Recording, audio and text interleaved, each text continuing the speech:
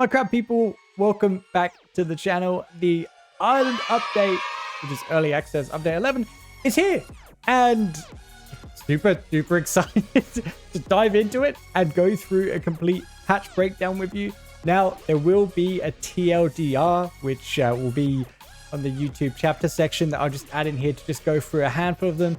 But if you're a big Crab Champions geek like me, let's go through the breakdown together and start talking line by line about what's changed, what's important, what we're going to think about. I'm doing this to help myself so that I know what to remember when I'm playing next. But, you know, maybe pop it on and just see what you think. There might be some changes that might surprise you.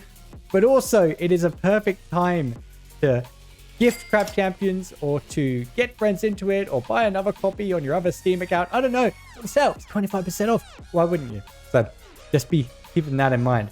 But let's just dive into it. So patch highlights. All new islands. Probably seen a couple videos that I've done so far with the new islands, but they look gorgeous. Absolutely awesome. Love this one here. Don't really understand the door knocker, but it's pretty cool.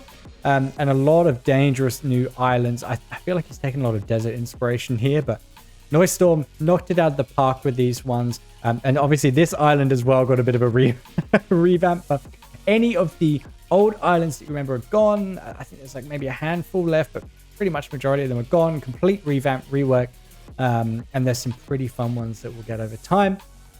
There is a new weapon as well, the poison cannon, which is gorgeous in this image. I want to say gorgeous a lot today, but absolutely awesome. And that's a pretty fun weapon as well. So if you haven't tried it yet, check it out. He also, and this was to my surprise, he revamped the difficulty system. And he's added the new rank of Prismatic, which I haven't got yet, but I will get, well, I nearly said shortly. It's going to take me a while to get there. But yeah, realistically, there is this brand new difficulty that we're going to be attempting to get all of our weapons on because we need that Prismatic rank. We need it. But he dropped this on the community maybe 2-3 days ago, even before the update. So none of us have been able to dive into it. None of us have been able to go crazy on it. And get full Prismatic within the space of 24 hours. And it's really punishing. So very cool. But let's go right into these patch notes. So I'm going to be reading through each one of these and talking through, you know, my thoughts just so you can get a good picture. But obviously new islands and visuals. Added all new visuals and brand new islands to the game. These have all been designed with much more consistent enemy spawns in mind. So less enemies sneaking up from behind you. I don't know about that. Many of the islands have been designed to keep the spirit of the older islands with a fresh coat of paint. Love that. Added completely new lighting setups for all new biomes to give them a more distinct look. Yeah, you can definitely see when you scroll up to look at some of these pictures, like look at the real difference. It's so dark with a creepy skull there. Yeah, absolutely. That new lighting, huge effect. And enabled reflections, most noticeable in water, and added ripples to lava. Yeah, you can see that in the images and when you're playing. The static blue boundary walls seen in previous updates have been updated to a new freeform out-of-bounds system, allowing me to design much more open islands and prevents clunky situations that used to happen by bumping into blue walls unexpectedly. You can also knock enemies out of bounds and cause them to take big damage. This is something that I really struggled with in the beta, and you probably hear from many videos where I'm getting upset about it. This has been changed a lot, so now the out of bounds is a lot wider than what it originally was. Previously, you could kind of go to places you thought you could be, and you'd be getting that big out of bounds text on the screen. So now that's changed. The blue boundaries are gone. He's not going to bring them back. But yeah, this is a really good change as well. The out of bounds is absolutely fine now that there's a lot more room there. So awesome. So this difficulty system revamp, this is stuff I haven't read about yet.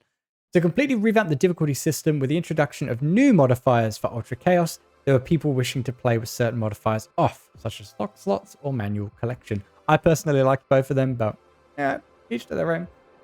They were baked into Ultra Chaos by default, so I've done my best to consolidate and streamline the difficulty system to be both easier to understand and also allow for more player choice. Awesome, we love choice. I've taken this opportunity to add a small selection of fun and helpful green difficulty modifiers, more to be added soon. These can range from mild starting bonus to be extremely overpowered, but it's all factored into difficulty system. If you want to do a chill run with hugely boosted luck, go ahead. It won't earn you a diamond medal, but sometimes you just want to have a blast and not care about difficulty.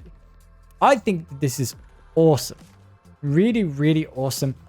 Just the fact that there are some people that don't want to go hard on difficulty, but they do want to test out, or maybe subtly enabling people to get a little bit better with the movement of Ultra Chaos, but also not penalizing them too hard, or how the scaling works. Really cool. Ultimately, if you want to try and go full try hard, or if you want to go full try hard, you can also do that too with the best medals requiring most difficulty modifiers on, with minimal to no helpful modifiers allowed. This allows the game to cater to all player styles and mood without specific modifiers to gameplay built into the baseline difficulties as before. This is just a start and will likely be expanding both green and red modifiers with fun new options in the future.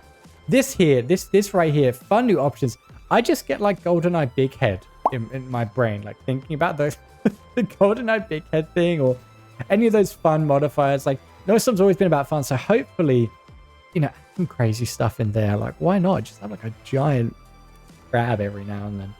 Anyway, added 6 new difficulty modifiers for challenge enthusiasts. Wandering elites, which I assume is literally wandering elites.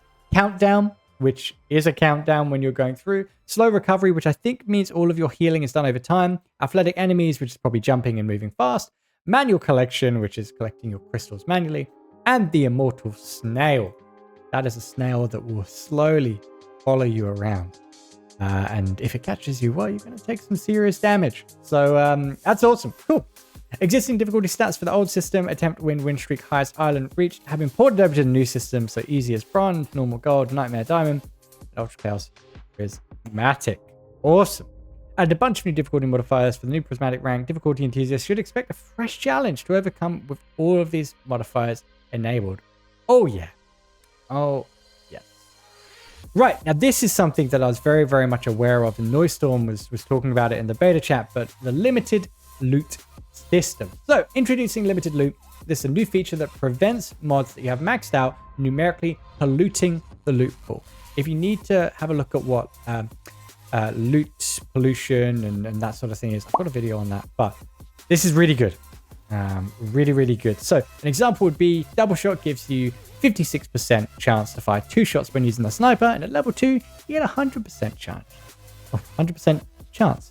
There is no reason for this mod to show up ever again. With this change, it will no longer show up in the reward chest and in the shop if everyone on your multiplayer team is maxed out double shot.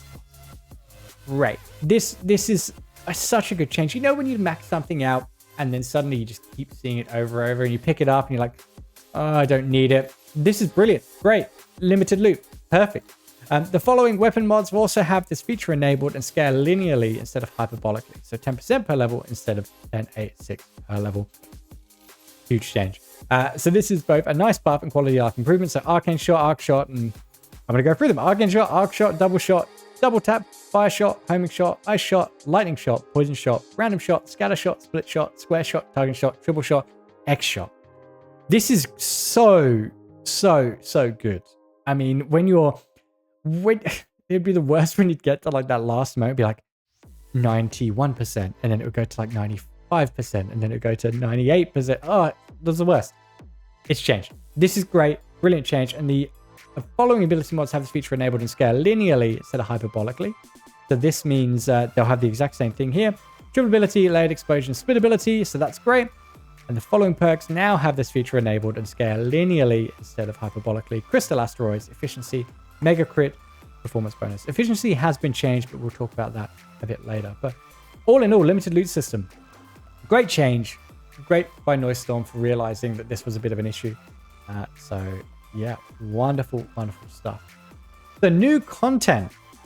Added new weapon poison cannon, burst into poison clouds that wear your enemies down over time. Increases to weapon damage, also affect poison cloud damage. Slow fire rate. Choose your shots wisely. So the poison cannon, think of it like this. It is a very slow cluster launcher that has a poison cloud built into it. So almost like a crimson haze. You fire your projectile, and it's slow. It's got a free burst, and it shoots them out and then has that cloud does damage over time.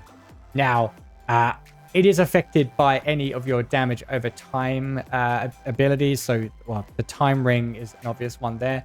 And your weapon damage, and this is the same what used to happen on the flamethrower, your weapon damage increases that poison cloud damage. So, despite you only firing 3 bullets and it having quite a low base damage. I think it's about 3 off the top of my head. That weapon damage increase is going to do more damage to the poison cloud. So this weapon, very different to maybe the cluster launcher where you're maybe not going so much into weapon damage. With this one, like, you're kind of building it like a sniper in a way, which is really interesting considering, like, you know, it's got the big projectiles flying out. But anyway, we're gonna have a guide on that, don't you worry. Added new island type gauntlet, clear up to 5, thank you, for 5 and not 8 waves of enemies while choosing a stacking challenge and reward modifier for each wave. Choose to end early and take what you have earned so far, push it to the limit and get the best rewards you can survive. It is a test of attrition, so no healing modifier is always chosen on the first wave. Absolutely criminal. I'm going to give you a thing here. Do not go for fiery enemies if you've got the no healing modifier. Horrible. You're going to die. But Gauntlet, super duper fun. So glad it's 5 enemies now and not 8. But really, really fun island type. Added a new totem, the upgrade totem. This is going to be your best friend. Cost crystals to upgrade a specific mod or perk. Appears in the shop similarly to the enhancement totem. This has the potential to be very powerful, but the goal is to give players a bit more agency over what they want to upgrade at greater cost of happening to find that mod or perk in the shop. And allow for more min-max builds. The cost is a 20% increase per level compared to the same mod or perk if found in the shop. Solid, absolutely solid addition to the shop, especially when we already had a look at the new loot system and also the linear scaling. Let's say you've got that arc shot and you only need one more upgrade to get to that 100%. As soon as you use that upgrade totem, you're never going to see arc shot again or whatever it is again because you've upgraded it to max. So really, really good. And also there's nothing worse than getting like 1 rank of arc shot or 1 a triple and you just want to get some more. So I love it. And it also means that totems are going to be way better. Sturdy totems, totem enthusiasts, going to be really, really helpful. So solid there. Added randomizer to the lobby. This allows you to quickly randomize your starting loadout without having to walk about and manually choose. 9-bullet revolver, probably happy about that. But yeah, we now got a randomizer. Awesome if we want to start doing some random runs. We've got a new enemy, the floating skull. They're pretty strong. Cool. We got a new weapon mod, double shot, chance to fire in a double shot formation. This is going to be a really, really nice one that I would probably recommend on every single weapon there is. Maybe not the minigun, but a double shot. I mean, what's not to like? What's not to like? Rather than 1 bullet, you got 2 bullets. Absolutely. Pick that up when you see it, but I believe that's going to be in the luck chest. We've got the new weapon mod, knockback shot. Shots knock enemies back, causing them to take knockback damage. I think that this is going to be really strong on fast-firing weapons. I mean, imagine that on a flamethrower, and it's just piercing through and knocking them back. I think that's going to be really, really strong. Add a new perk, Magnify. Area of effect increase affects all damage sources, and it's multiplicative with other increases to damage radius. I haven't seen this yet, but area of effect increased. We like it. So that will obviously work with, I'm assuming, your poison cloud, probably work with a flamethrower pool, probably crimson haze, things like that. I feel like it's going to be pretty useful. Added the new perk bounty hunter. Large enemies have a small chance to drop loot when eliminated. I really love rare treasure, but barely ever get to see it, so this gives the same feeling, but in the common loot pool. Bounty hunter's pretty cool. It's got I believe it's 5% right now. Might have changed, but it's 5% for large enemies to drop loot. It's solid. It's a rare perk. You know, it's kind of got that same feeling of driller, but with enemies, especially if you're getting into the later game. This could be really strong if you don't have rare treasure. Added the new perk, Totem Enthusiast, more totem spawn. I've already mentioned that, but great new addition. Added a new perk, Survivor. Block chance increase and incoming damage reduced. This is good. I feel like this is something that's going to be really helpful when you're maybe not seeing the health that you want to see. So, brand new perk that can help there. And that's block chance and incoming damage. So, it's going to be worth it regardless. You don't have to have 2 slots. We've got anti-crit. So, that's a brand new perk. Damage increased, but critical hit chance reduced. Now, what I'll say with this one is I always recommend going for crit. But if you're in a situation where your global damage is low, this is going to be a great option. Because when you do go for crit, it takes a bit of investment. Especially if you get like a hot shot or a sharpshooter. Oh, it's 6%. Oh, I've got a 7% crit or a 12%. this is now going to be really, really strong for those moments when you're like, oh, I don't have enough crit. Oh, sorry, I don't have any crit, but I need damage. So anti-crit's going to be really strong. I'm probably going to pick that up a fair bit. It does mean that you no longer have just a 1% chance because it does go into the minus, but a 1% chance to crit is nothing. So anti-crit's going to be really good. We've got the new Ring of Potential. Secret chests are 5 times less likely to spawn, but are replaced by legendary chests. I think that this is just a good bit of fun. Not going to lie. I don't know how often I'm going to be seeing it or taking it, but I think if we go for like a fun little build, it could be good.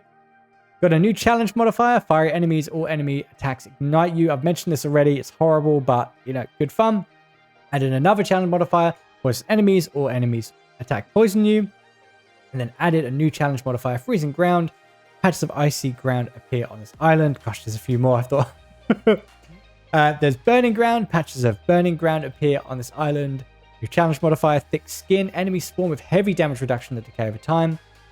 This will be pretty good. It's like the opposite of the recovery one, but yeah, heavy damage reduction. It just means you're going to corral them for a bit longer.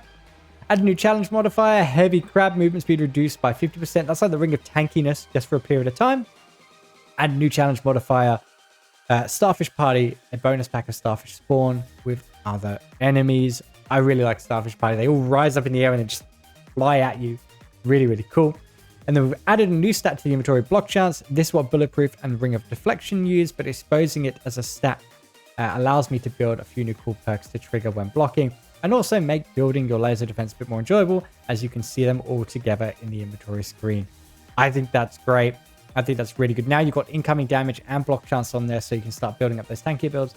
And he's added 4 new songs that I've uploaded to YouTube if you want to check them out. But they're all bangers. They're always bangers. What do you expect? Right, general balance changes. This is what I'm here for. This is the stuff that I like to see. So, relic slots, 8 to 10. We love it. More relics. Fire no longer melts ice, and ice no longer extinguishes fire. Huge, huge change. This means hot steam is no longer the same, but it's still effective. But yeah, no longer melts ice, and ice no longer extinguishes fire. It says here this mechanic was, oh, that's neat, the first time you see it, but then ruined too many builds, especially in multiplayer or with a fire-ice randomizer combo. So now on, if you want to go for your group of friends here, you got your 4 friends, you got fire, ice, lightning, poison, you can all go at it at once, you can all stack them up. I think this is a really, really good change, especially for something like your random shot where you'd maybe have fire damage and then suddenly you get ice and then that goes and then you get fire. It was really annoying to just see the damage go. It was great for ice because the fire would just get rid of the ice and then the damage would happen. But you've got loads of fire stacks and then, you know, you unfortunately get drill shot with icy on it. You're just going to really lose out on a lot of damage. So I think that that's a really, really great change. And I'm glad he's done that. It does mean that my beloved hot steam has been reworked to apply burst of fire damage. This is going to be good. I mean, when you've got fire or hot steam, like that's going to work really well. But yeah, in reality, hot steam's no longer going to be as busted as it used to be, but you know, I had my fun. I've got my videos on it. That was fun.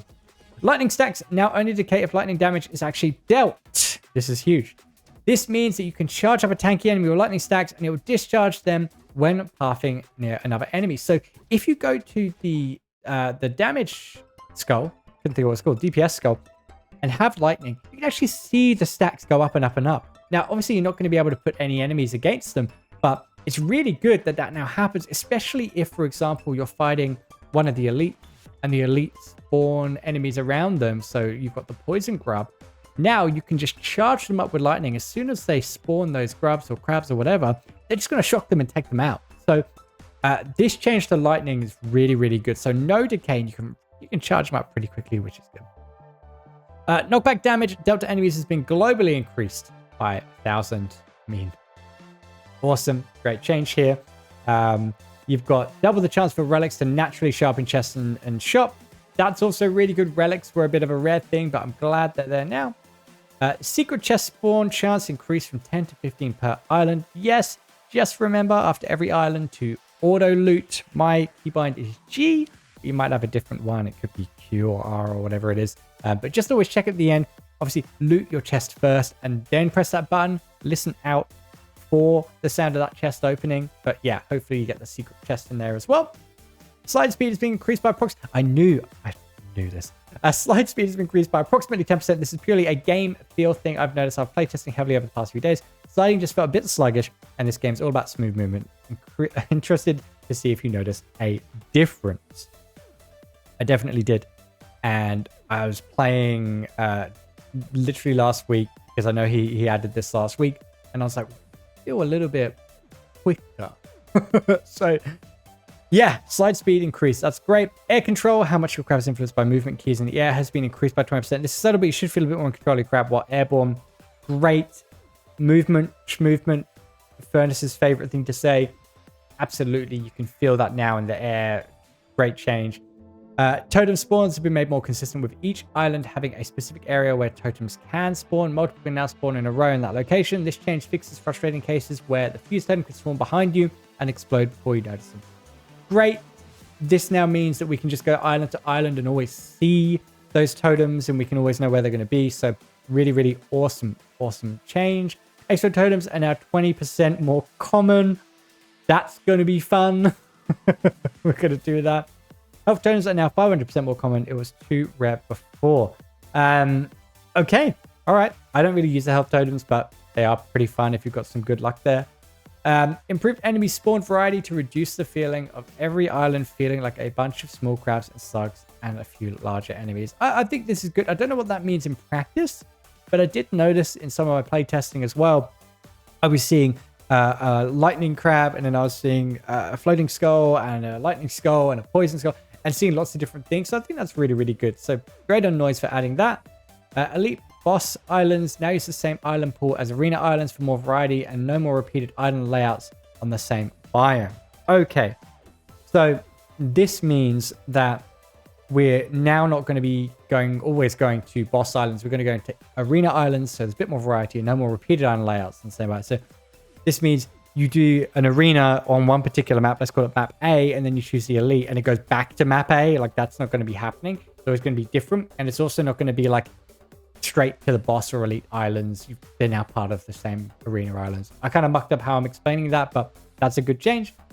Resurrecting enemies modifier has been removed, and resurrecting is now an enemy buff. That's great. I think that's really great. It's one of the most frustrating things ever, where you're just about to finish an island, you turn around and is back alive again. So no, resurrecting is great to be an enemy buff. It's probably better. Expensive shops difficulty modifier has been removed. This is what I've been balancing the game around for a while, so it is now on by default. Yes. Cool. Okay, awesome. The Flawless Blessing is now 50% more likely to be chosen over other blessing types, as it is generally more rewarding and fun. Totally agree. I think there's the other one, Knives Out, and there's the other one, the Crystal, whatever it is. I'm a bit sad that that's not going to be as common, but Flawless is great, and yeah, definitely does challenge you in a different way. So that's awesome to hear. Armored Enemy Challenge modifier has been removed and instead replaced with an Armored Enemy buff. The reason here, is that a challenge modifier. It was either really not fun using a weapon like the sniper, or extremely broken using level 1 of any armor perk. With very little in between. As a buff, you'll now be able to make better use of armor perks, which are still super underrated in my opinion. Noisestorm, totally agree with you on this part. I do think that armor perks are underrated. I've said that many times, but yeah, this is good. I mean, I completely agree. I would always have the armor perks, so I just skyrocket through them, but it was always a no-brainer. Go for the Armored Enemies Challenge modifier, because I'm just going to blast through it anyway. There is another change to armored perks, but we'll talk about that a bit later. Barrel Rain as a challenge modifier didn't really feel like it was threatening, so barrels now have a 25% large explosion radius, and enemies are less affected by hazard damage while this modifier is active. Yeah, great change, makes it a bit more challenging. Awesome. Landmine Rain landmines now explode much more quickly, but deal 50% less damage, and also don't leave behind damage area anymore. They were in a weird place before, where they never really felt threatening, or often clogged up the islands with AoE bubbles. See me. That's good. That's good. I'm glad about this part. I did notice that they do explode a bit quicker, but I'm glad they don't leave that damage area. Because yeah, you'd kind of be going around and accidentally jump into them, and you'd have to parry through them or whatever else. So yeah, that's good. And Barrel Rain and Landmine Rain Challenge modifiers spawn half as many destructibles for better performance and to be less spammy. Yes, thank you for that change. It's quite painful when you're very weak and you can't take them out, or they're just surrounding the entire thing. So, remove knockback from enemy spikes when the spike strikes modifier is on, as it was annoying. Okay, cool.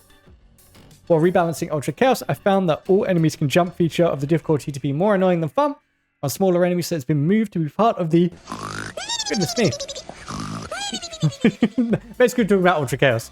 To be part of the athletic enemies difficulty modifier only for large enemies. A new challenge modifier, jumpy enemies for all enemies instead. Okay, cool. I like it. I mean, that was one of the worst things about Ultra Chaos. You've got the slugs, or you've got the little crabs just jumping over and over. Worst thing ever. So no, great change. And yeah, jumpy enemies is very tough indeed. Next, to solve a few edge case issues with the explosive enemies modifier, it has been changed from only explosive enemies spawn to explosive enemies are much more likely to spawn, explode with great force, and have a greater resistance to hazard damage. Okay, cool. I noticed this as well. Explosive enemies more likely to spawn. Yep. I mean, that's a nice subtle change, especially, you know, greater resistance to hazard damage, because, yeah, they'll quite often explode and just kill everything around them. This is quite a big change here. Increase manual collection crystal pickup radius by 25%. I think that needed to be done. It's very annoying, especially, you know, with manual collection. A lot of people didn't really enjoy it, but yeah, 25% increased radius, which is beautiful.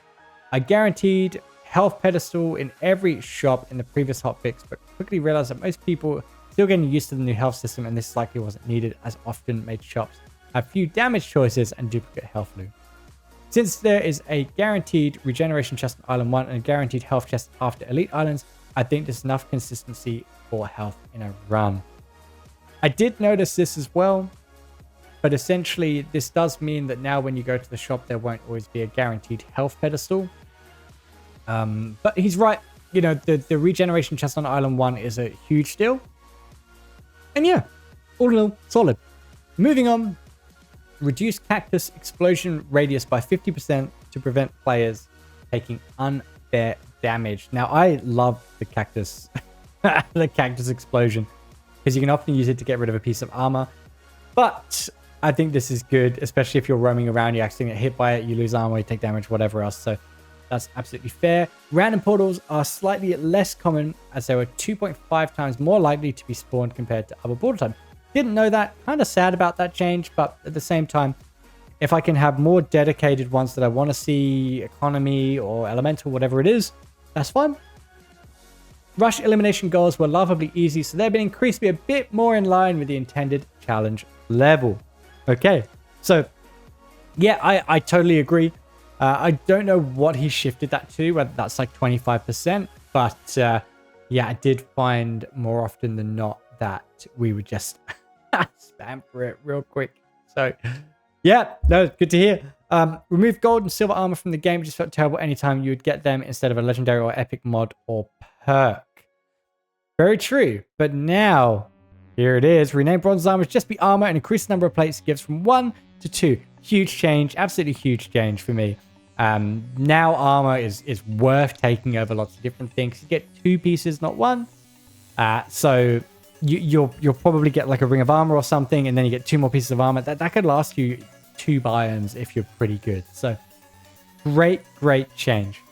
Removed medium and large crystal bundles from the game for the same reason as above, and renamed it a small crystal bundle to crystal bundle, and increased payout by 33%. So this whole thing here, just to kind of call out Noisestorm for this, he's essentially gotten rid of items in the game that would make things less fun if you did. So there have been moments where you get an economy chest, and when it rolls that dice to say what you're going to be getting, if it rolls on a legendary, it'll then roll again to determine what it's going to give you. And especially with like an economy chest, if you got a legendary crystal bundle, great, but it'd be so much better to get a legendary perk, or if it was going to be an epic, better to get an epic mod like a money shot or something like that. And the same with armor as well. So he's just taken away some of that bloat and just made things a little bit easier, especially with the change now. So I think these are great changes that he's done. So good on Noise for doing that.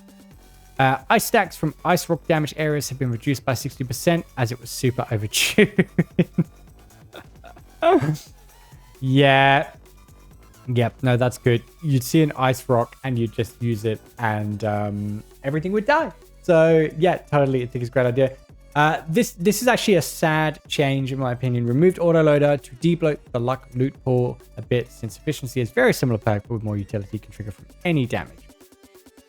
Now, I'm a little bit sad about this and I think you might revert this change, but we'll have to see. But autoloader is no longer here, so rip autoloader. Uppercut has been removed from the game temporarily. It'll be re-added in a revamped state with a fist that hits enemies in a future update. This is very cool. Like the fact that he said what it's going to do. So uppercut will eventually just be like, doosh, doosh, which is going to be great. So I hope that comes in knockback as well. But yeah, we'll see uppercut again soon. Aerial shot has been removed. It's quite invisible and boring. Disagree, but okay. I might rework it to give a bonus damage based on the height so you can actually play differently. Would make it work better, which would make it more interesting.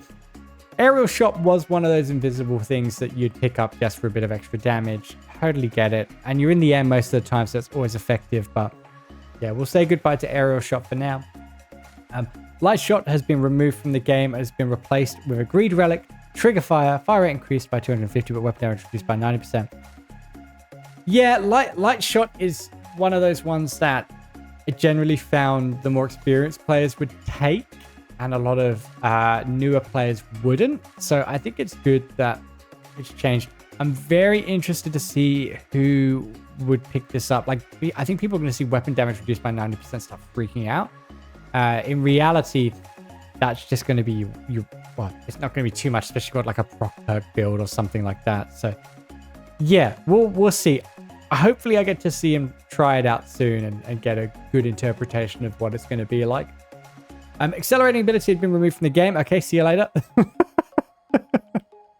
And Sonic Boom is now a weapon mod instead of a perk. Look, I think this is great. So Sonic Boom, it works every time you reload, it does damage. It's actually got a bit of a buff, which is good. But yeah, definitely better as a weapon mod. So I'm hoping to see more reload builds coming out, especially on some of those weapons that I do reload every 6 seconds. Not miniguns, but like the Seagull or the auto shotty or I don't know, crossbow. So hopefully that works out and we'll see how it goes. Enhancement, I just say the word, enhancement totem chance to explode on use increased from 50 to 75. There's more planned to make this feel better in the future, but currently they felt a bit too easy to spam enhancement on a single mod with no increases in cost. A lot of power for a single totem. Totally agree. Totally agree. I think that's a good change. I used to love it when I'd get to like the end of the run and I'd do like 6 or 7 times on the enhancement totem. But yeah, yeah, good change. Booming enhancement reduced from 200 to 100 as it was multiplicative with magnify and was due a tweak anyhow as it was very strong. Yeah, so the booming enhancement, it increases the AoE of whatever whatever perk or mod it's on. And because magnify is multiplicative, I can imagine you could have something like fireball and it'll just be huge. So yeah, we'll see how that looks when we try it, but good change. Efficiency is now a weapon mod and called Efficient Shot.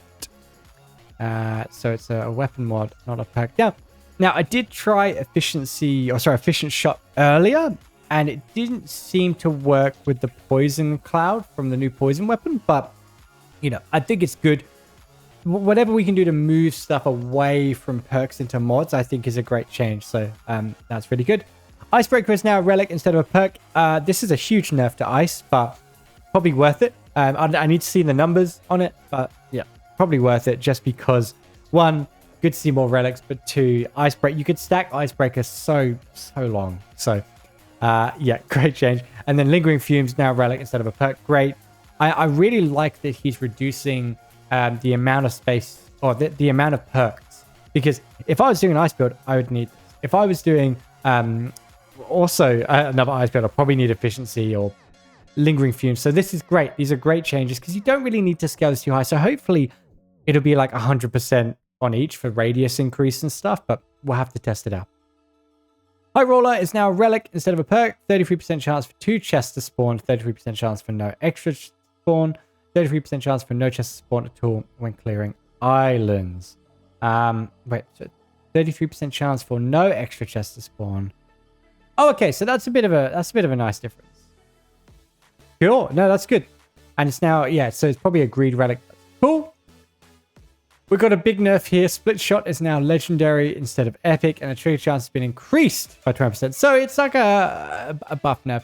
Split shot is unique in the fact that it can split off your other formation shots. So what you would do is you would get your weapon, get arc, triple, X, whatever, and then get split shot, and it would be even bigger. So now split shots are legendary. I think it makes it much better in a sense. Just because it's going to be a lot rarer and we can't just rely on that. Also, we've got double shot, triple shot, arc shot, X shot, square shot, and split shot and legendary. I mean, it makes sense to me that it'd make that change. But yeah, sad to see that little nerf, but has been increased by 20%, which is also really good. Epic and legendary loot is 15% more likely to spawn in a shop, just to make shops in the first sleep a bit more fun and exciting. Cool, love to hear it. I think I do think that legendary loot is something you don't get to use too often, and I think that it's in a good spot, but I think it's really good to see it more, so it does make it more exciting. Because yeah, you get to the end of the island, or sorry, the biome, you get an epic, and then the end of the 4 biomes, and you get the legendary. It's not always the best, and you want to see some of the cool stuff. You don't get to use too much.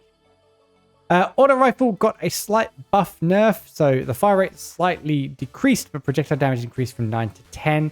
I think this really does push it away from just being an orb launcher clone.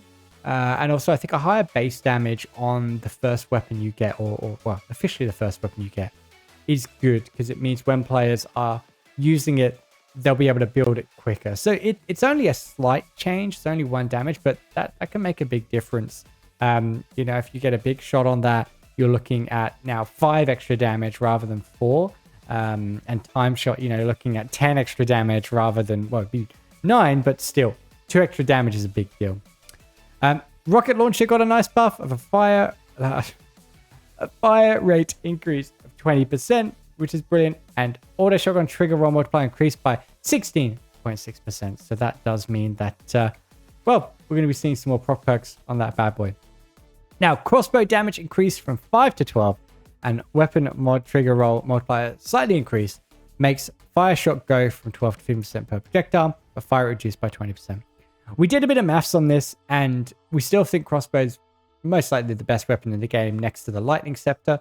I think the fact that its damage increased, it's still just as powerful, and it's still going to have the exact same situation where you can chuck anything onto it, and if so more now, especially like weapon mods.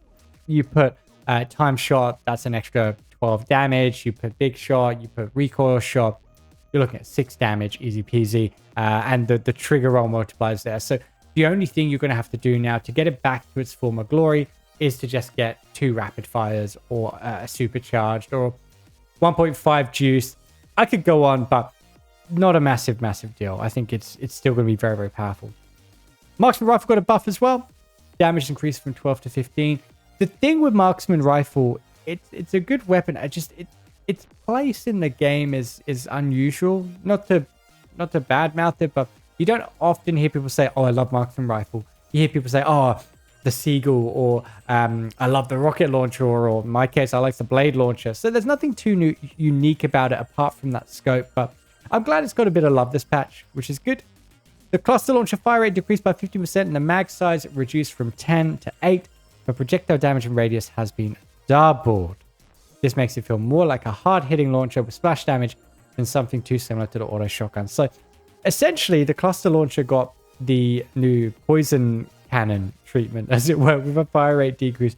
I think that's a really good idea, to have 2 weapons that are slightly similar but have a different style. So the cluster launcher will still be faster than the poison cannon, with the damage and radius doubled, but we're still going to see the exact same stuff. Like aura glue shot's going to be crazy on it, and the weapon damage stuff's going to be really good. So yeah, we're going to test it out and have some fun with it. The flamethrower fire damage area increased by 20%. We love that. flamethrower buffs are always nice. The sniper rifle hipfire spread reduced by 400% is much more accurate when firing without aiming down sights. Love that. I think that's really good. Like, it's kind of annoying to just slightly scope in and shoot with the sniper. So yeah, good spread change. Lightning Scepter weapon mod roll trigger multiplier reduced by 20%. Okay, so this does mean that the Lightning Scepter is a little weaker now, especially when you've got those projectile mods or any of those mods. But I don't think it's bad. 20% is not too much, and it already had quite a low one. It's just because the Lightning Scepter fires so quickly, and you can have infinite fire rate. So I think that's a pretty good nerf. Doesn't really take it too far down or hardly anywhere. I've made some improvements to make the number of debuff stacks applied by Blade Launcher, Flamethrower, Lightning Scepter feel much more consistent, especially on the Flamethrower. Okay, cool. That's good. That's good, especially for the Blade Launcher and the Flamethrower. I'm not too sure about Lightning Scepter, but with the new lightning changes, I think it would have been fine anyway. But essentially what Noisestorm is saying here is that when you're... Because these two have piercing and so does the Lightning Scepter, but especially on the Blade Launcher and the Flamethrower, when they pierce through enemies, sometimes it won't apply the correct amount of stats to it because of whatever logic or code in the game. So this just, he's made it more consistent. So I don't know what that means from a difference perspective now, but you should see if you are using Blade Launcher or Flamethrower that they will get the correct amount of debuff stacks of whatever debuff you have. So great stuff. Moving on to weapon mod balance changes. This is going to be fun. And I had a quick look earlier and I've seen some good stuff in here. So let's check it out. The wind-up damage increases per shot increased from 2 to 5%, but the bullet cap per level has been reduced from 100 to 40. This should make you feel better on weapons that have smaller mag sizes. Great change. Like, I honestly, wind up was just something you'd always pick up on your minigun or in anything that had a high mag size. But now, with the increase to 5% and also the change to the mag size cap, this is going to be awesome. I mean, let's think about it. With most weapons, they have 10 to 12 bullets. So you're looking at a 50% increase if you're just holding down, which you probably are. Then you've got efficient shot, or you've got the ammo ring, or all you can eat. This could be really good. I mean, what is that an increase of? That's a 200% weapon damage increase if you've got a way to continuously fire at least 40 shots at level 1. That's going to be insane on any... I mean, I'm going to be picking it up on most weapons with average size mag because I'm going to be building... like, big mag is going to be really fun to build now. So, great change. Mag shot damage increases per bullet in the mag increase from 2 to 3. Yeah, I mean, this is still going to be something that I'm probably only going to pick up on minigun or anything with a high mag amount. But yeah, good damage change. Aura shot now requires you to have glue shot before it was sharp, as it's pretty useless on most weapons without glue shot and was bloating the epic loot pool. Great. I'm a big fan of Noisestorm making these changes to perks and mods where they require something else. So really solid change to have in there. Quite happy. Damage over time mods have been commonly reported as feeling like the obvious choice over similar mods, as the increased damage is always a net positive. Rather than nerfing these mods to be in line, I've made damage over time apply over a 2 times longer time period, so it takes longer for the entire damage amount to be applied. I'm ready for this one, but just buckle in for a second. Crits also were happening on dot builds really often, as a single shot that normally would roll a crit once was able to roll a crit 30 plus times. This has been normalized to only roll crits once per second on dot damage, which is still an increased crit chance compared to doing a single shot, as dots last for several seconds. The only dot outlier that had to be rebalanced was Time Ring. It was way too free and could single-handedly carry builds. It has had its bonus damage reduced from 400 to 250, which is much more reasonable while still staying strong. So the crit time shot build, or the crit damage over time build, it's still possible. It just rolls that crit once a second, and because now higher damage over time is 2 times longer, it's still going to be fine. It's just not going to be as overpowered as it once was. So what would happen is you'd fire your bullet, it would tick with that damage over time, and it would roll every time to do a crit. Now it's just only going to do it once a second, which does mean that it's going to be less, but because the damage over time is happening 2 times longer, you are still going to get a good amount of crit. So I don't think this is the end of the time shot crit build or crit arrows or whatever else. It just means it's not going to be as strong, which is good, because one thing Crab Champions had a bit of a problem with is that there were certain builds that were just huge comparatively to everything else. So you'd see time shot, you'd then see crit arrows or crit blast, and you just go for it. And yeah, this is a very, very nice change. The time ring change as well, totally right. Like, you'd pick up time ring and it was free. Like 400% increased damage on that 100% is just way too strong. So no, great stuff. Heavy hitter damage increased from 75% to 150, but the fire rate downside increased from 10 to 20% to make it feel more like a distinct mod. Yeah, I think that's pretty good. Good solid change to the perk, to the mod, especially to make it better. I think this is going to be really, really good on stuff like the auto shotty or the auto rifle, the orb launcher, like 150%. I mean, if we look at the new auto rifle, that does 10 base damage. We now got 150% increase, so that's 15 damage, and then 20% fire rate downside. That's gonna be really, really strong. Like 15 damage. Come on, it's like holding 2 at the same time. Bouncing shot damage increased from 10 to 50, 150.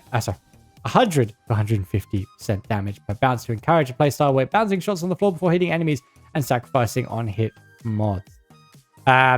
So yeah, one thing that is with bouncing shot and not a lot of people know about is that when you hit with bouncing shot, it doesn't trigger your on hit mod. It does trigger crit, and it's still going to trigger those ones where the fire rate mods, but no, it doesn't affect the on hit mods. That being said, I believe targeting works with bouncing shot, but not 100% sure. I'm pretty sure it does. But anyway, quite good. 150% per bounce is great. That's going to be really good on the new poison cannon. Really good. And also, if you don't want to go for bouncing shot, go for scatter shot. Like, that does work with your on hit mods. So you can do that instead. Reload arc damage increased from 40 to 75. Damage radius increased by 32%. And projectile speed increased by 30%. Solid. Really, really solid. And in actual fact, ultra shot damage increased from 25 to 40.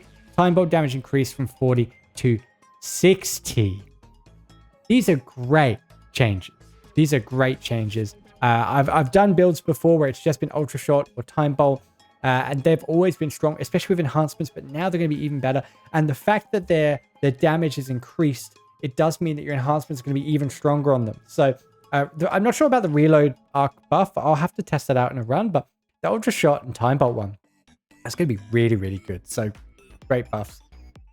We've got big shot and big ability now have a 50% speed reduction by default, but they don't get slower with more levels. As previously, they would get quickly to the point where projectiles would just spawn in place and barely move at all.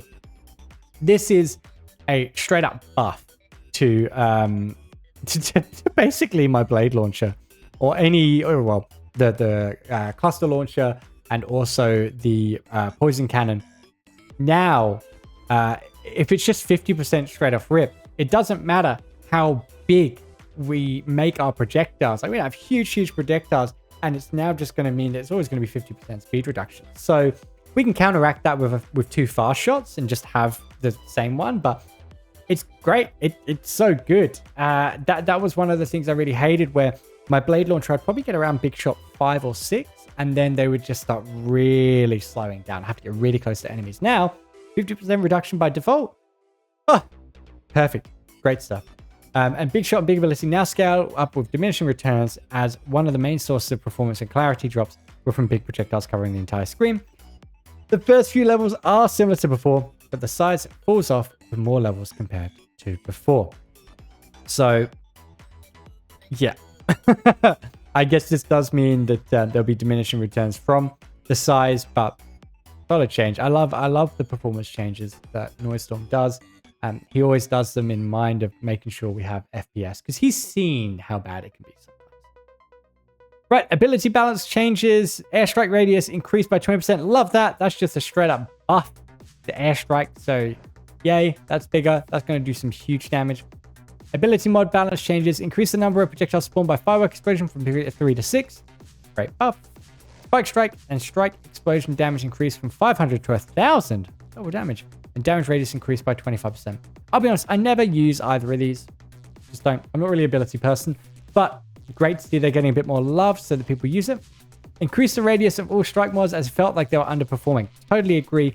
Strike mods are pretty good now. As I said, I don't use abilities too often, but testing the poison strike earlier, it felt really, really strong, especially that poison on the ground. So brilliant. Gonna be really good. Turrets are feeling a bit too the game is playing itself. And while I do want to support all the automation playstyle, take a bit more effort to scale. I've reduced the damage increase of enhanced turrets from 100% to 50%. This change is justified as it affects all turrets at once, and it made a little sense that a common perk scaled more effectively than picking up multiple of an epic or legendary turret perk. This is not the end of turret builds.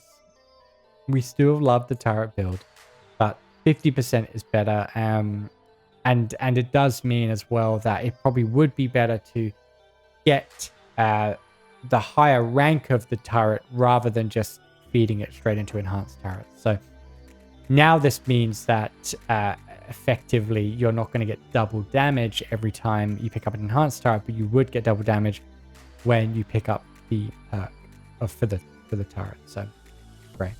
Barrel explosion radius increased by 33%. Cool. I mean, yeah. And imploding explosion damage buffed from 50 to 100%. The radius reduced from 15 to 20%. That's pretty good. I mean, you pick up imploding explosion on your grenade. It's really, really good. Like the grenade does a lot of damage. So that's going to be a really, really nice change. Because imploding is one of the early ones that I sometimes pick up as a bit of good damage. Right.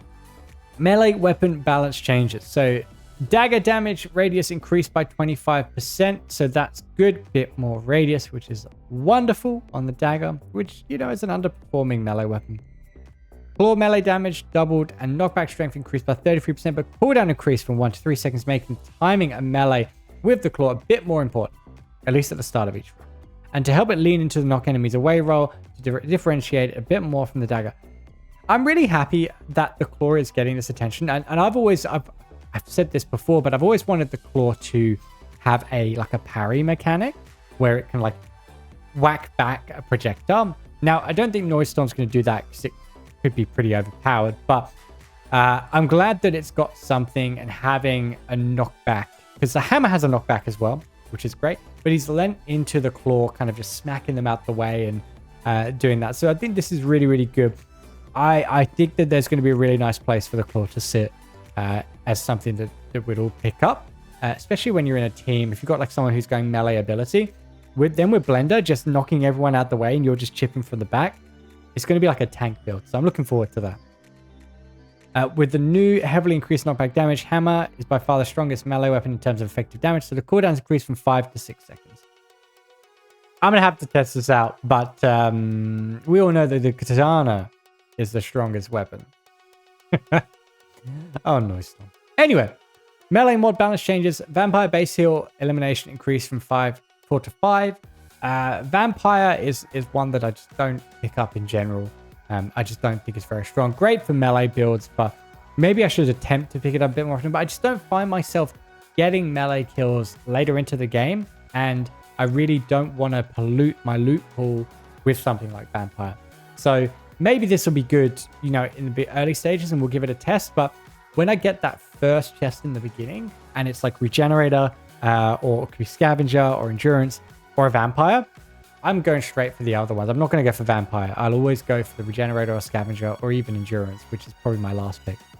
Anyway, perk balance changes. So this is where the fun stuff's going to be happening.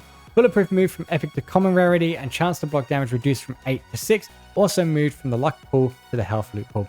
Love this change. I think the bulletproof was super underrated beforehand. I didn't really pick it up too often, but now it's common. Oh, you know I'm going to be picking that up all the time. Block chance is so good.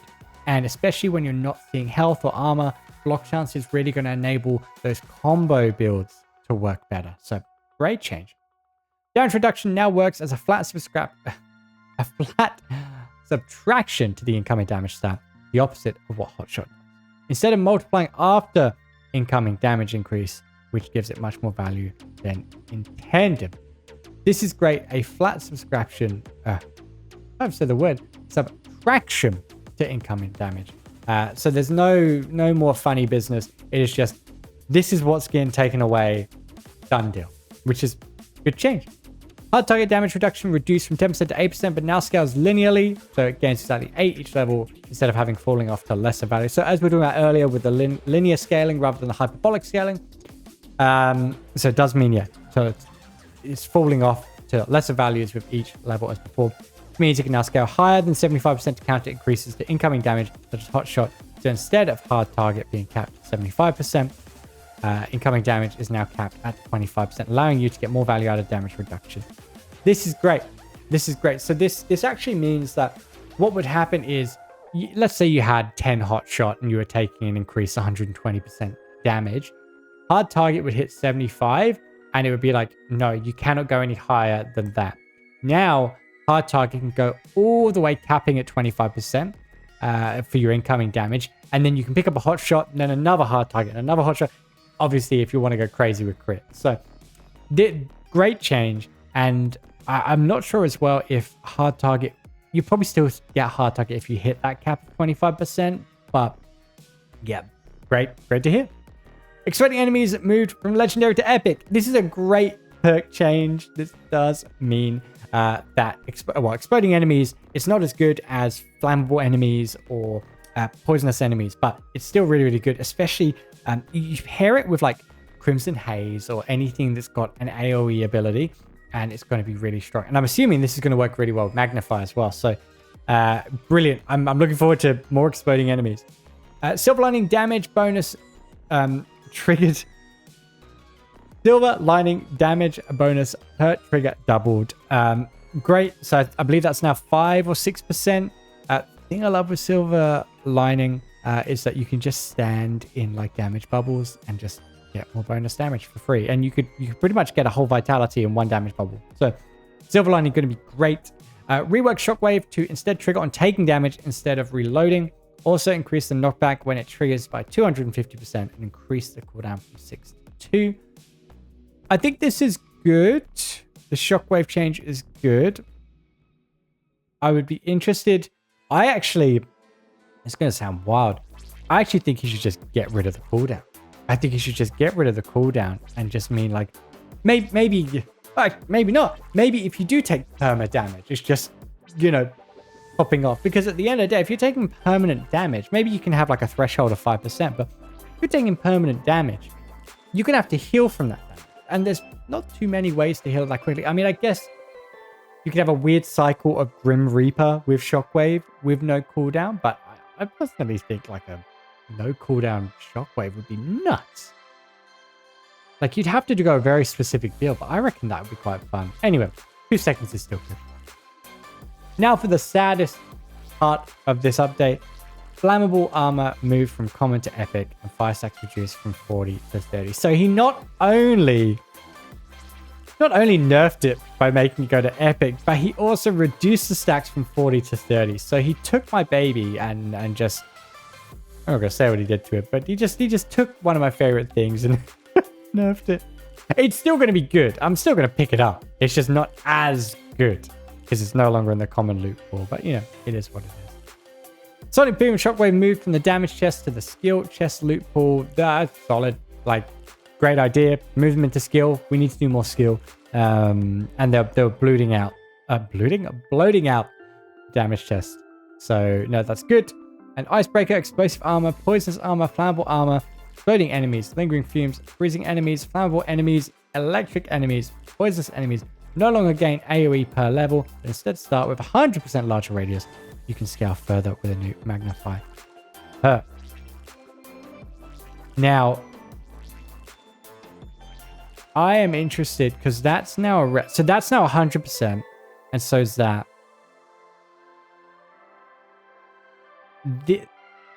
these all just got a huge, they start with 100% larger radius. So that's a huge buff to these specific perks. And then they scale with magnifier. Folks, all of these here just got a huge buff. They usually start with 25%. That is a huge increase. You're going to have to start picking them up. If you're not picking them up, then do. Efficiency chance to gain ammo reduced from 20% to 15. Cool. Yeah. Nerf it. It needs a nerf. It's very strong. Like on Blade Launcher, Lightning Scepter, on most weapons, it's very strong. Right. Relic Balance changes. We've got Turbo Ring fire rate increased by 2% to 3% after clearing each island. Great. I think that's good. Turbo Ring did feel a little bit lackluster. So no, that's definitely good. And especially because we can now have 2 more. Brilliant. Ring of defense damage reduction reduced from 40 to 30. Yeah, good. Nerf it more. No, I think it's good. I think that's a really smart idea just to make it a little less strong. And Overspill Goblet was feeling underwhelming. So it now acts as a bonus multiplier instead of just adding to critical hit multiplier as before. Okay, cool. It's a bonus multiplier. So that's really, really nice. Enemy balance changes. So we have new enemy health scaling. It is roughly the same as before, except all scaling gets applied on the elite island of each biome. Okay, so the scaling is... Alright. All scaling gets applied on the elite island of each biome instead of gradually over each island, which often felt like you're always just barely keeping up. Now you should be able to enjoy a mini snowball in each biome before the next biome kicks in. This is a direct buff to the first biome in each run, as no scaling applies until hitting the second biome, which should allow for more room for your build to take off, especially on the hard difficulty. So, yeah, the way it used to work is that between island to island, it would get harder and harder and harder, whereas now it happens on the elite island of each biome. So when you get to the boss stage, that's when the damage increases. So you might feel a little bit of a pinch. It's on. So I'm assuming this happens when you fight the boss, but you'll feel a little bit of a pinch on the elite island because they'll be slightly stronger.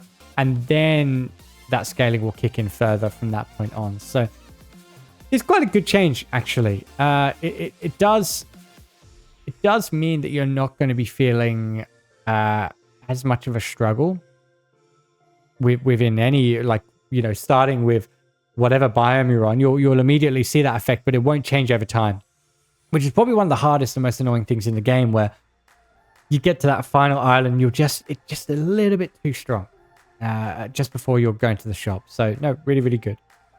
All enemy ranges increased, notably the elite beam skull, who had a short range that would just not reach player on most of the larger islands. Okay, good.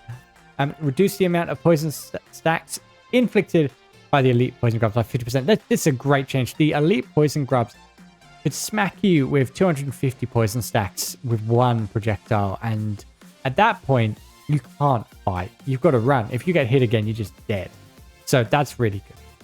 Added height variance to floating enemies, which actually makes a big difference in how fighting them feels. That's really good. A height variance, which essentially just means that you might have a skull up here and another skull there and then a hornet there. So that's good. That's really, really nice, especially for the newer weapon, which can be quite tough to deal with flying enemies. Enemy spawns have been greatly sped up when looping to prevent situations where you're clearing islands faster than enemies can spawn, resulting in boring waiting around. Yep. Great change. Thank you, Noisestorm. Increased speed of Horde Island enemy spawns. Great. That's good as well, especially if you're absolutely dominating. Horde Islands now have a set time of 30 seconds plus 30 seconds per XL totem, instead of having different time limits depending on when in the biome you choose them. This improves early biome Horde rewards substantially, as it could be as short as 20 seconds previously. Great. So there's now a flat time. Can you can you believe originally it used to be a minute? A Horde Island that was just a natural part, they would surge, it would be over a minute. But now they have a flat time of 30 seconds and then 30 seconds per XL totem. So great. Now I'm happy about that because, yeah, you'd get to the final island and you do a Horde and it would be like 52 seconds. So big change. That's great. Enemy movement speed on the first loop of Ultra Chaos has been reduced a bit. Okay, that's good. Anyway, it's been reduced a bit to ramp up to even faster speeds when looping. I want to still be a contrast in Ultra Chaos runs in terms of steadily rising intensity, and also wanted the first few biomes to be a bit more enjoyable in terms of fighting enemies with your baseline loadout before your build comes online. I wanted to still be contrast between Ultra Chaos, steadily rising intensity, and wanted the first few biomes to be a bit more enjoyable. Okay. Essentially, he's just made it a little less quick early, and then once your build's coming online, it's faster. Makes sense with the enemy movement. Added new line of sight checks to prevent hammer crabs doing their line attacks through walls. Brilliant. That's great. I have noticed hammer crabs are a lot better now. So that's brilliant. That they're actually, you know, seeing if they can see you before attacking. Enemy homing thorns projectile lifetime increased from 2 to 3 seconds. The bane of my existence. Careful of homing thorns. That's all I can say. Elite barrel skull projectiles now have less gravity and more speed for more interesting encounters. Rework some of the attack formations to be a bit more interesting. Awesome. Cool. And then, elite barrel skull attacks now all use homing barrels. This, you might not know, this is actually a pretty sizable buff and a big nerf to us. What would happen is, let's say, for example, you go to an elite island and you get an elite barrel skull. They would shoot out their barrels that would be a mixture of homing and normal, and you would be able to shoot the normal ones and do a bunch of fire damage to the other elites pretty much for free. And I noticed by reviewing some of my older videos that I was doing this, and I wasn't really killing the bosses with my damage. I was using the elite barrel skull to do it. So this is great. You can still do damage to them with the homing barrels. It's just not as good. But yeah, definitely a buff nerf in a way. But yeah, it's a change that we have to deal with. Elite barrel skull barrel explosion radius increased by 25% if they didn't feel threatening. Absolutely. Scorpion armor plates reduced from 3 to 1. Thank you. Scorpions are a nightmare. But I also think he's done this because if you have any armor perk, it just destroys them. Laser crab projectile damage radius reduced by 50%. That's great. They would fire so much and it would just absolutely destroy you. So that's great. Grenade crab projectile speed increased to be more threatening. He now really hurls that thing. Yes, they are more threatening. And this is a great change. So good stuff on Noise for realizing that, because yeah, grenade crabs were just a bit of nothing. Hornet, elite Hornet dash from side to side 50% less. I love that as well. There's one thing just to say about Noise straight away. He's really taken into account the fun parts that we enjoy and really looked at the stuff we don't enjoy. And those Hornets would just move so much. We're dealing with skulls that are up there and they're all up there. It was just really hard. So that's great. Hornet and elite Hornet energy rings have a much shorter lifetime, but move faster. This reduces spam and makes them more engaging to fight and dodge. Yes, this is good. Nothing worse than just having crazy energy ring spam. Elite Hornet projectile speed slightly increased. Okay, also good because the elite Hornet was pretty rubbish. Resonant Hornet destructibles are 50% less likely to spawn. They're a bit too tedious to constantly fight. Yeah, that's fine. Also, I think the fact that they're affected by Driller, that also meant it's a bit of a nerf to Driller, you know, inadvertently. Ice and projectile explosion radius increased by 30% as they were fairly non-threatening before, especially for a hard enemy. I disagree with this. I've always found ice ants really annoying because I can't see their projectiles. That's just because they're so small, but you know what? Fair enough. Poison skull projectile speed increased, poison strength increased, and projectiles now leave behind little poison areas. Fire ant got similar treatment. Both of these enemies are supposed to be in the hard category next to things like sniper crabs, but were fairly harmless even in large numbers. I think these are good changes, especially the poison strength increase, because these guys do like 13 to 20 poison. Wasn't great. So no, good changes. Lightning skull attacks reworked to be more interesting. Before they were just single projectiles that didn't match the hard enemy category. They now fire like a spread. They fire like a big spread. So just be aware of that. Added melee attack to homing grub, as they would completely miss all of their projectiles when trying to attack you up close. I hate this, but love it. Thanks, Noise. Poison damage areas spawned from enemies no longer deal damage and just apply poison. This is great. This is great. Nothing worse than, you know, being in some poison area and taking damage and being poisoned. You know, getting a slap in the face and being kicked in the butt at the same time. Enemy spawn variety doubled when looping. Great, that's really good. And I noticed this earlier where, yeah, I had lots of different things at once. I know I already said that, but definitely did notice it. Exo Islands double the variety of enemies spawned to prevent tediously fighting 10 times. Okay, good. Yeah, that's good. I mean, these are both together really, but yeah, Exo Totems, we're just going to see more variety, which is really nice. Hopefully the next major update is the enemy update. We get some, new crazy stuff, like maybe put me in the game. That'd be great. Reduce the amount that explosive enemies knock back other nearby enemies when eliminated by 50%. The exception to this when explosive enemies modifier is active, as increased knockback is part of the chaos of that modifier. This is really, really good, and this is a very good thing to think about when you're picking up explosive armor, explosive enemies as the new epic mod. So they're not going to be thrown away unless explosive enemies modifier is on. So yeah, really, really good. He's really looked at knockback a lot in this patch, which has been great. Enemies gain 38% less health per horde wave, as it felt like enemies got too tanky too fast into horde islands. That's great, and this is really nice when you've got a good AoE build, because it would get productive, especially when you excel like 3 times on a horde. It's just nightmare fuel. But anyway, great stuff. And increase the maximum number of enemies allowed to be spawned at once in the arcade minigame from 80 to 100. Hey, nice. Okay, so that does make arcade potentially a little bit easier for people struggling with getting that achievement.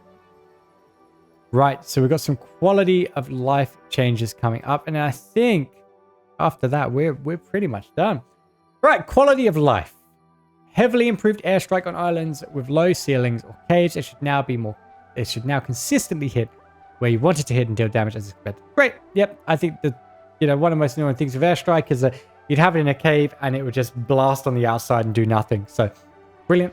Temporary invulnerability triggered after being respawned when falling into a pit or when being revived, increased from 2 to 3 seconds to help cases where you'd spawn back in a big group of enemies and needed a bit more time to get to safety to prevent taking unfair damage. I like it. Good. An extra bit of time. Perfect. Revival zones now spawn in a safe area if a teammate gets eliminated by falling off the map.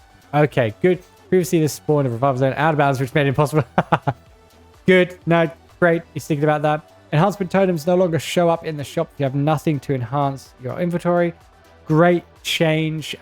He did the same with Anvil Islands. They wouldn't show up unless you had an enhancement. So this does mean sometimes it's quite often a good idea to to pick up an enhanceable so you can see those enhancement totems. But that's great. Totems that take health and max health now display the exact amount of health that they will take in addition to the percentage for more clarity. I like it. And I noticed that earlier. I went to the loot totem. It was like, you will lose 1,000 and whatever.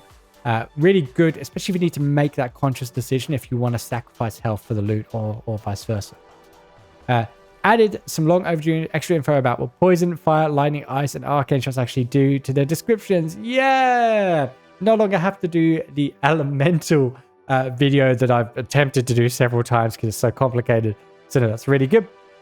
Enemies now take a small amount of damage while in lava so that their health bars show up and they are easier to locate. Before, there would often be one straggling enemy slowly walking deep in the lava, and this is especially frustrating with the countdown modifier active where every second counts. No, that's good. I'm glad it's a small amount of damage. I'm glad about that, because if it was a lot of damage, then I'd just put them in the lava to let them die. So that's great. Enemies can no longer resurrect if there are less than 5 enemies remaining in a wave. That's good. That's really good.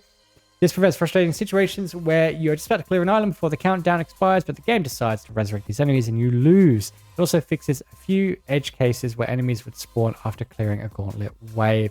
I've noticed that as well, but this is really good. So yeah, really good logic to add into the game. So great stuff. Noise added a 3-second delay after an island starts before Leap of Faith can deal damage.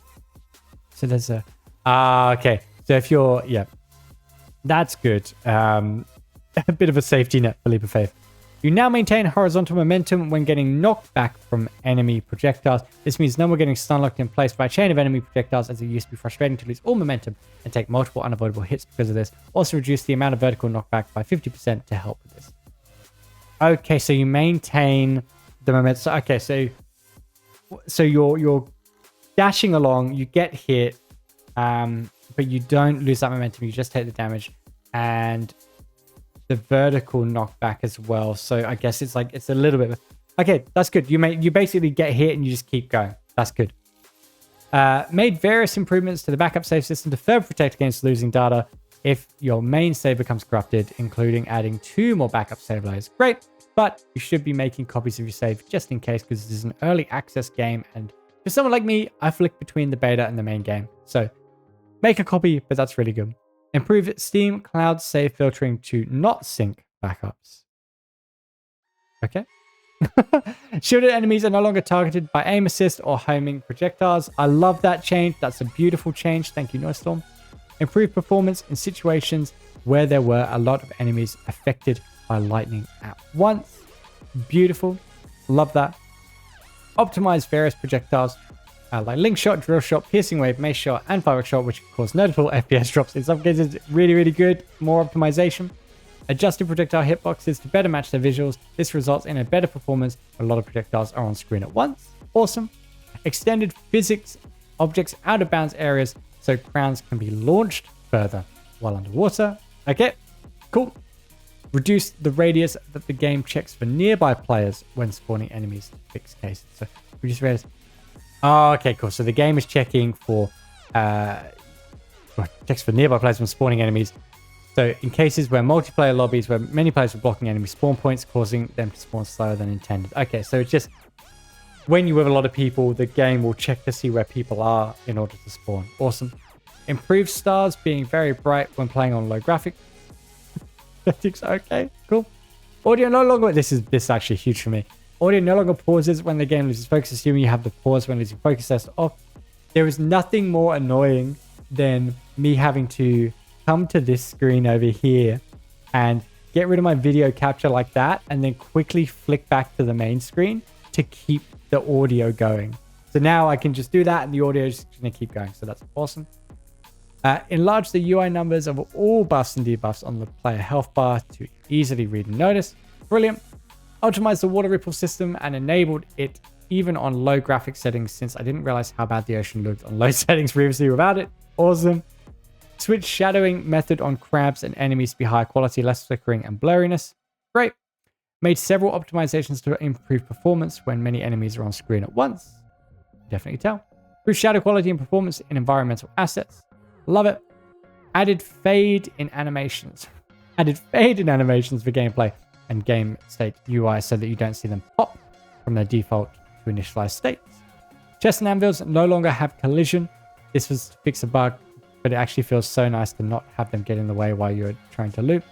Quite funny, it was a situation where people were getting stuck in chests, and he said that this bug defeated him. So he was just going to make it so they have no collision. Very funny. Bounty Hunter and Red Treasure now track how many pickups they have spawned. You can see this number in the inventory. Love that. Destructibles like explosive rocks or ultra mushroom now get destroyed when in the way of a chest spawn to prevent them from hanging in the air and making them annoying to loot. That's great. So that means that when a chest comes down, it just destroys everything around it so that it doesn't sit on the top or the side. Cool. Because of the difficulty changes, a few challenges have new completion conditions. Some of the original challenges made very little sense, as beating the game on Nightmare would just complete 3 tiers of the challenges at once, so the changes have now been made to account for new mastery ceiling in the game with prismatic difficulty. If you've already completed these challenges and achievements, you will not have to redo them. So, Crab Champions 2, get 3 total wins in Sapphire. Crab Champions 3, get 5 wins on Ruby or higher. Pro, 3 wins on Ruby or higher. Master, 2 wins in a row in Prismatic. That's going to be fun.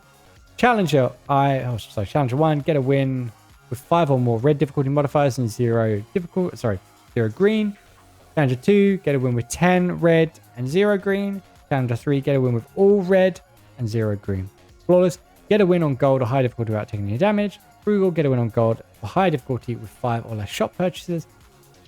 Flex 3, clear the first bomb on Ruby or high difficulty without taking any damage. Ultra Chaos Champion, get a win with at least 14 red modifiers active and only the random loadout green modifier active. That's going to be fun. It's going to be very, very fun. Finally, we have bug fixes here. So fix enemies being able to shoot through walls in certain rare circumstances. Great. Fix elemental specialist and elemental expert not working with ice damage. That's quite funny, but glad to hear. Fix ring of power not applying damage if you have 0 weapon mods in inventory. Yes, that's probably one of the most annoying bugs that we saw. It was always coming up on Discord. Fix meteor shower not scaling damage per island. It should be more threatening in later islands now. Great. Fix being able to float indefinitely with a lightning scepter if firing it before entering a portal. Yep. Fix scream loot upgrading legendary loot to legendary. Okay.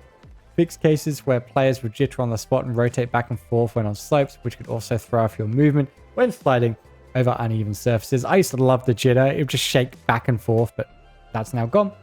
Add a short delay before the game UI can be skipped, which fixes several bugs where non-host players didn't get medals for weapons when finishing runs. Cool.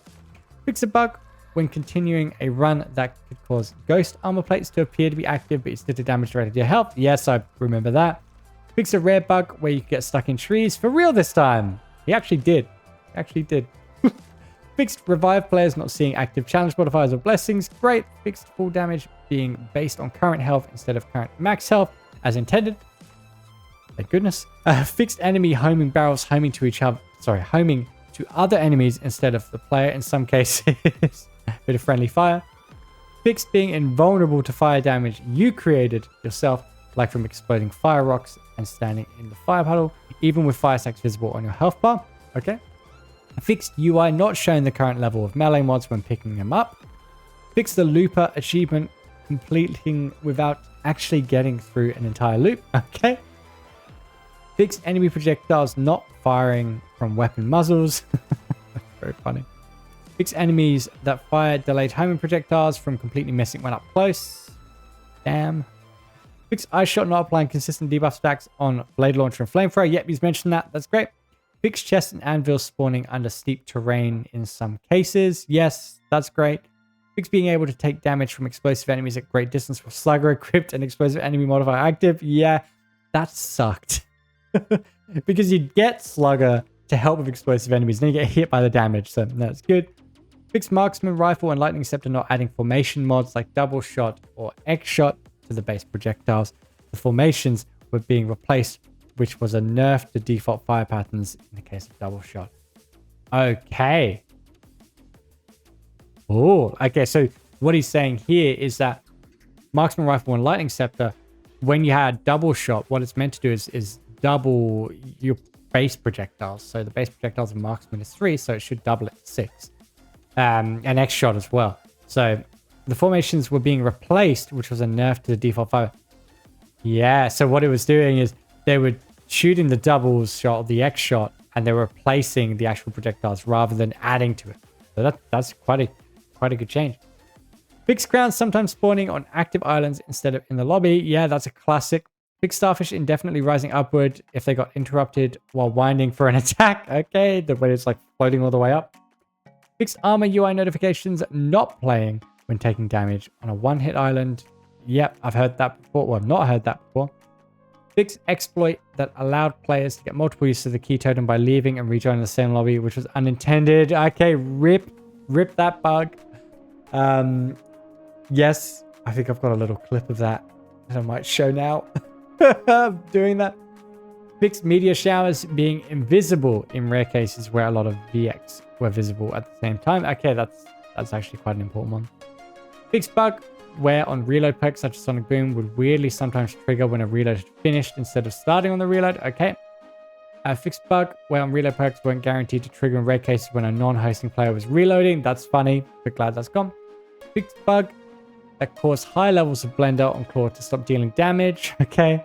Fix the classic Island 50 bug, where sometimes a joining player would have their UI frozen in the default state until rejoining the lobby. Weird that's Island 50. Never happened to me, but yep. Fix chests and other meshes looking bad when using low quality graphics. Classic noise. Fix accelerating shot and boomerang shot not working together. Projectiles now boomerang as expected. This also fixes the same problem with accelerating and returning enhancements on the same projectile, which previously had a workaround to not make the projectile move much at all, which wasn't intended. Okay. Fixed elite hornet resin hornet destructibles being able to spawn infinite loot with driller. I never... Oh! So you keep the elite hornet alive and just kill the... Yeah, okay. That's actually quite funny. Fixed chests spawning in much later than intended for non-hosting players in multiplayer games. Yep, glad that's gone. Fixed text going off the screen when picking up cert and pick up long description. Wonderful. And he's already done a hot fix as well. So just some other things just to add here. There's got other notes. I'll be releasing some kind of news roadmap post in the next few months detailing my plans as the game shapes towards 1.0, as I know this is something people are curious about. When will Tony get added to the shop, or can it still plan for the game? I think that this is really big. The game has been out for, what, 2 years? Longer? I should really know. Came out on April Fools. And yeah, we definitely have some questions, you know, about what's going to happen. I mean, when's racing mode coming, right? So no, that's really good. And the whole roadmap in the game, that's gone. So it'd be really good to know what he's got planned. Now, parkour islands have been temporarily removed for this update while he works on a new fully procedural parkour system, which will allow fresh parkour courses each time you play, as well as an infinite parkour minigame. Move out the way for the Temple Run YouTube short. Get that train one, whatever it is, train runners. I don't even know, but get rid of that. Crab Champions is going to have this infinite parkour minigame that's now going to sit in that YouTube short. We're not going to be Minecraft jumping. We've got Crab Champions infinite parkour coming, so that's going to be really, really cool. And finally, Noise has said, this is a big bit of stuff here. As a big part of my cleanup of the game's asset and code, I've removed the dual minigame for many reasons. It essentially had 0 player engagement and interest, understandable as it was bare bones to begin with. There are no servers or anti-cheat to support matching against random players, the main reason to play PvP, and has cluttered code and load performance even when not playing it due to how the game is set up. I had explored options to expand it, such as supporting more weapons, but the game simply just isn't built for fun PvP. Players move too fast, and hitboxes are too small to make any weapon other than the rocket launcher viable. Changing movement speeds and creating special weapons with large hitboxes just felt janky workaround rather than a fun layer that complemented the main game mode and speed that players are used to. It feels like a growing trend in gaming lately where games are adding lots of different modes from different genres trying to be something for everyone. And I want to do the opposite and put all my efforts into making a really good main mode, since that is what people are actually playing, without trying to cater to both PvE and PvP and doing a poor job. All that said, I'll be adding an endless parkour minigame. The systems there will be used to create unique parkour islands in the main mode, as well as a target practice minigame to round out the number of total minigames to 4 in future updates, as both of those fit the actual core game loop a lot better and don't rely on inviting others to play to your lobby to play. So the long and short of this is he's removed the dual minigame. And I don't think that's a bad thing at all. The game is not designed for PvP. You know, it's fun. Like, you know, it was fun to jump around with your mates and just jump in a quick dual mini game. But it also wasn't fun. There were janky hitboxes. You know, the floor was weird. You know, you'd have that one friend who's got that mod installed, usually me actually, to start giving himself homing. And if there's anything I've learned about Noisestorm over the past years, what does it do? Years? He is very particular with what he wants to add and not add. And he originally wanted to create this game as a, you know, almost like a battle royale with crabs. And then he decided not to, and he made what it is now, which is this awesome roguelike. So I think it's really good that he's set in stone. I'm not doing this. This is not what I want in the game, and actually doing what he wants to do, because he is so, as you can tell from all these patch notes, for a $10.87 Australian dollar game, he really loves what he does. And I think he just didn't want to do a poor job of PvP in this game. So kudos to him. And if you have a problem with this, then, you know, maybe Crab Champions isn't the right game for you from a PvP perspective, because it's not supporting PvP. It's a PvE game. So yeah, fair play to him. But yeah, I think him dangling the carrot of that parkour mode is very funny. I'm looking forward to that. Anyway, finally, hotfix patch notes 1. Change Nightmare Red difficulty modifier to be +4 difficulty levels, so this gives you an additional difficulty point to spend on either a green modifier or disabling another one of the 1-point red modifiers. This should give enough flexibility to still get prismatic while running the least annoying modifiers to you personally. Everyone seems to have different opinions on which they prefer / hate, so this new modular system seems to be working well to allow people to have more agency. Yeah, I think that's good. Prismatic looks really tough. Now, I'm going to do it with no green modifiers because I'm crazy. But, you know, there might be some people that don't want to do that. And if I want to get those 2 in a row, I might have to do it. But anyway, the lucky green difficulty modifier now costs -3, previously -4, and bonus luck reduced from 300 to 250. This means you can still run this modifier while still going for prismatic metal. Just another fun strategy to consider. Cool. Greatly expanded the out of bounds trigger zones. Thank you, Noisestorm.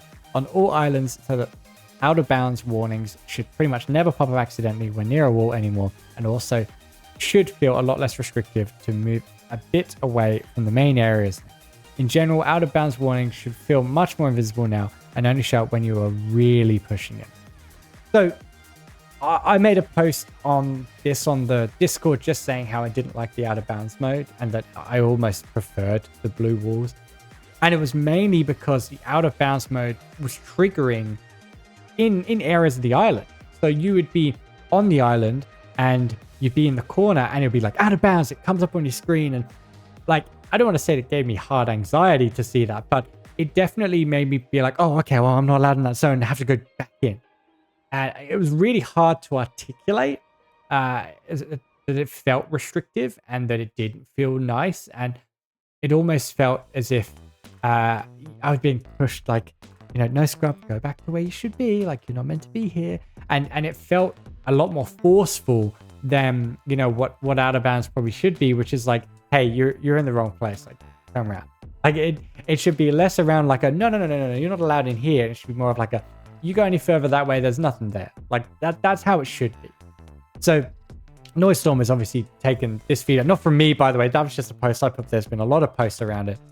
And it's really, really good that he's changed that. But I think all in all, it was definitely a case of he adjusted it to a point where it should feel a lot nicer now. And it is more of a, hey, there's nothing there. There's no point searching, rather than a, well, hey, you're not where I want you to be. So that's really good.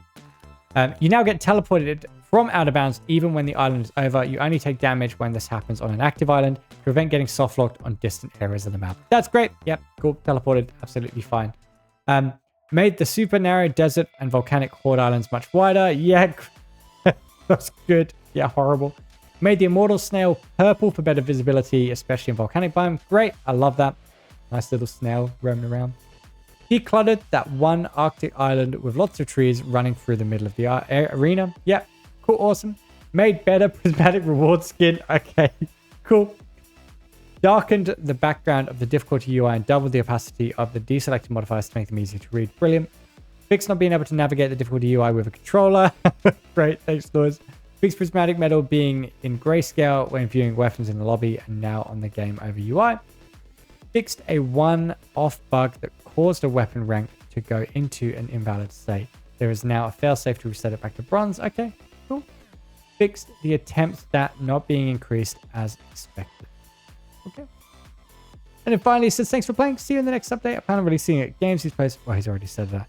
As always, I'll have a beady eye out reading any and all feedback. So feel free to ping me anywhere. Wow, he's giving you that permission. So in the space of 24 hours, Noisestorm has released a second hotfix. So let's cover that off now. I've gotten a great response to this update, but also have been reading some very valid feedback, mainly around prismatic modifiers. Ideally, the prismatic grind is fun, and some of the modifiers, especially at their extremes, definitely could feel more unfair than fun. I've tried to address all of the worst feeling scenarios in this hotfix without diminishing the satisfaction of overcoming the new mastery curve that is prismatic adds to the game. If you jump into the Discord, there is such a mix of opinions. So I think what he's really been looking at is a few of the worst challenges, I guess, that people don't like. So Immortal Snail can no longer randomly jump at you. This was enjoyable for me during the beta as it created some unpredictable moments, but ultimately losing your entire run due to this feels bad. Do note that it can still jump if the jumpy enemies modifier is active on an island, but at least that only lasts for one island rather than the entire run. Also slightly reduced its movement speed, just helps smooth out worst case scenarios of this modifier. I didn't really have any particular issues with the Immortal Snail, but I think it's good that he's already taken the feedback and made some changes. I think in Crab Champions, when things jump, it's pretty frustrating. You've got to move your mouse to try and hit them. So I think this is pretty good change to add in early. He's also removed the no more one-shot protection aspect of the no safety net modifier. It was just too punishing to get completely one-shot by the Immortal Snail at full health. This functionality may come back as a completely optional orange modifier in a future update for those looking to add challenge. It won't influence the difficulty rank. Okay, so he's removed the one-shot protection stuff. So, of the no safety net. So, okay, cool. So at least you can go down to 1 HP again. I mean, that's fine. Cooldown difficulty level reduced from 2 to 1, so it's much easier to turn off and not feel like you are forced to run it. Many people rightfully felt like they needed to have it on, which took away from the fun of the game for them, so reducing the points here makes it less significant and no longer mandatory to earn Prismatic. The Ultra Chaos modifier has increased from 3 to 4 to compensate. This doesn't change the difficulty, it just makes sure one less difficulty level will meet the Prismatic threshold. This, obviously, I think a lot of people didn't like Countdown because they didn't like to be rushed.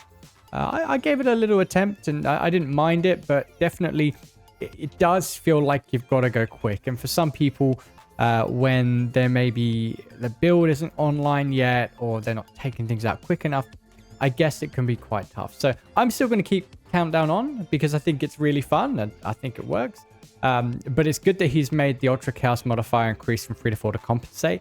Previously, what you could do is you didn't even need the Ultra Chaos modifier on. You could just have Nightmare on. So that was a little cheese that people were doing to get their early Prismatics. But I think this is a good change, and it does mean that people can have a little bit more agency when they're making those choices. The initial countdown timer increased from 45 to 60 seconds to help smooth out cases where it felt like bad luck would make runs impossible. Yeah, that's great. Just give it a little bit more time. Really good fix there. The Lucky Green modifier, 250% chance to find higher rarity loot in chests cost has been reduced from 3 to 2. This means that the change above, you can run it while also turning off countdown, mimicking the previous true Ultra Chaos experience that players liked previous updates. Yeah, no, I think that's good. It was quite heavy, especially for that high rarity loot in chest. But no, that's good. Good to make that adjustment. Reduce the unlock requirements for all green and red modifiers by 1 medal. This means a modifier that previously required ruby to unlock will now require emerald. Yeah, good little quality of life thing for folks that aren't quite at like a diamond or a ruby rank yet, so that's good. Fix the countdown modifier ticking down on Crab Island. Oh, I can imagine you're just at the end, you've done the boss, you quickly run in, you're at Crab Island, you're going to go win, you've got to jump across all the way to the end, and then it goes down. That there's definitely someone in our community that struggled with that, so that's really funny. Fix some weapons not respecting the new limited loot system, offering mods like double shot or homing shot even at 100%. That's great. That's just a bug fix, but good to hear noise because that definitely would have been annoying. Fixed broken textures on the Immortal Snail and made it shell brown for better contrast and visuals. Yeah, that's good. I mean, it wasn't hard to see, but now it's way more apparent. Made a fix to prevent certain previously unlocked challenges from relocking when more weapons and achievements are added to the game in the future. These challenges are Silver, Gold, Sapphire, Emerald, Ruby, Diamond, Prismatic, Gunslinger, and Crab Legend. Unfortunately, this fix isn't retroactive, so if you have launched the game and lost your previously unlocked Crab Legend skin, this will be the last time you have to unlock it, and from then on, it will be permanently unlocked, even if more challenges and achievements get added. And you technically no longer satisfy the unlock requirement. Good. I mean, these are all quality of life things for the future, so great stuff, noise. And finally, fixed large enemies getting stuck on trees on the Arctic island with the stone spire in the middle. Solid update, and I think that this will be one of a few hot fixes that Noisestorm's going to bring out, but I wanted to make sure we covered them as well, and if there are any more, I'll chuck them in. Wow, what an absolute just heck of stuff. Absolute heck of stuff. Island update. Like, he's added more difficulty, new islands, new weapons. You know, he's really listened to the community, and I think it's amazing. So I'm ready to go and play more. I'm probably going to get myself a nice drink and play a little bit more. But thank you for sticking with me for a good bit of time and going through this entire update. If you love Craft Champions and you want to see more of this content, please do like and subscribe and do all that stuff. I do not do this for money. I do this because I love Craft Champions and want to support an amazing developer. But thank you for tuning in, and I'll catch you in the next one.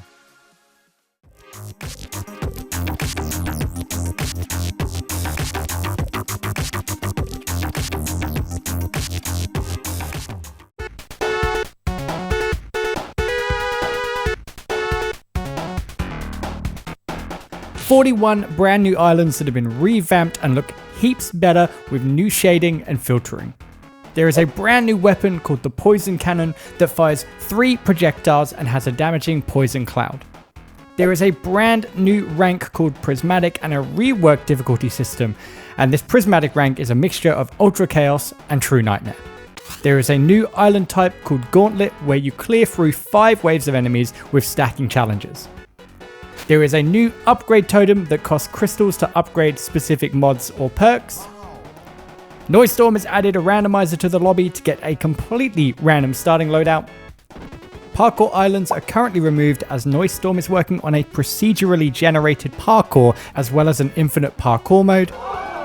Gold and silver armor as well as medium and large crystal bundles have been removed from the game. Armor now gives 2 plates and crystal bundles give 33% increased payouts. And finally, Noisestorm has added a feature that prevents mods you have maxed out to pollute the loot pool. No more arc shot when you already have it maxed out. Thanks for tuning into the TLDR and hope you enjoy the update.